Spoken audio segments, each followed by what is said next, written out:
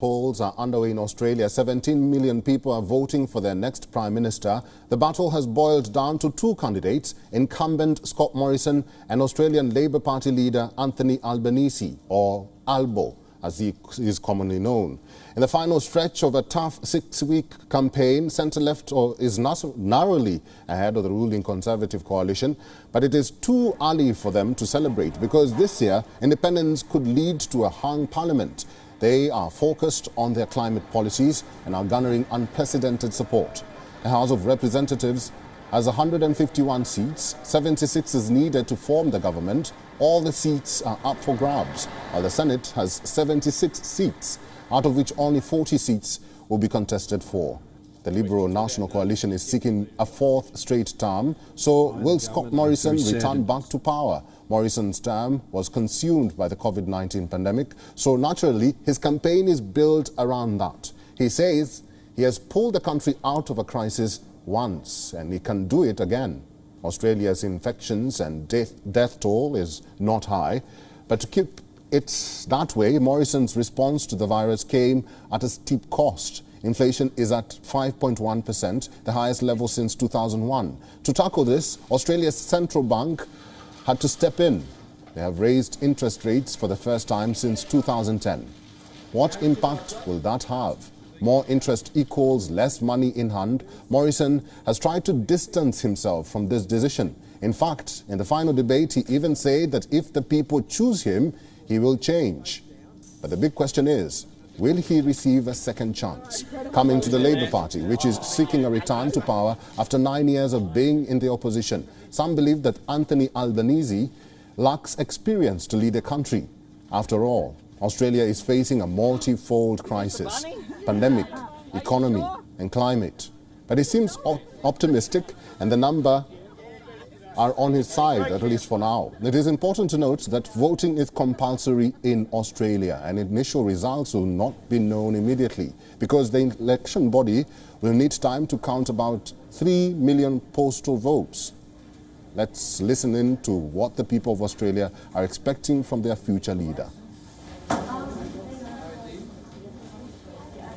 Look, I think fundamentally for me it's about actually engaging with a lot of the international sort of bodies that Australia stepped away from. It's a bigger commitment to, for me, it's actually international relations. So whether that's an increase in our diplomatic and aid components, that's important for me. Corruption, definitely. Having a federal ICAC is certainly high on my list. And I think, to be honest, I think we need change. I think it's time to have a refresh of what's important and what's prioritised, climate being, to be honest, one of the very top things for me as well. I would hope that Australia would be able to introduce more climate policies, but I'm not quite sure if that's possible yet. So, but I mean, you know, I'm optimistic about it, so. For more about this crucial elections in Australia, Dr. Malcolm Davis, a senior analyst from Australian Strategic Policy, is joining us from Washington, D.C. Malcolm Davis, Doctor, welcome to WION. Well, thank you for having me on. There are various dynamics, including climate change, at play in this election. We know the candidates, but what are Australians really voting for in these polls?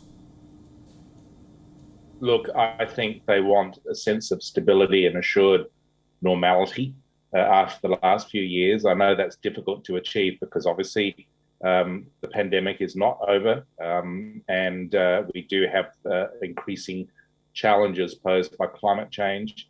There's also the issue of defence and foreign policy, which is an important aspect of this election.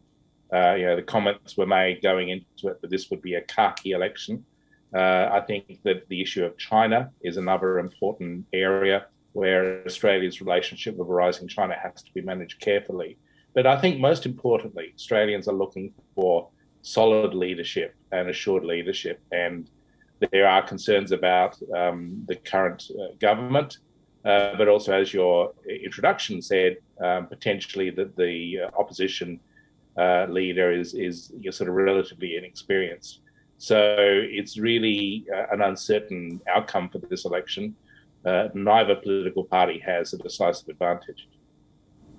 Doctor, do you think today's election could result in a hung parliament where either the coalition or the Labour Party will seek support from other minority parties. What is the likelihood of that happening? Well, I hope it doesn't, because I think that would actually be very detrimental for Australian political stability. I think it's more important for either the Liberal National Coalition or the Labour Party to be able to govern in their own right.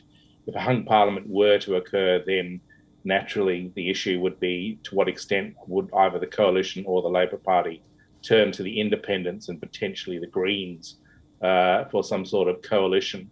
But that would be a messy process, and then you have the issue of how do you manage these small parties or independent candidates?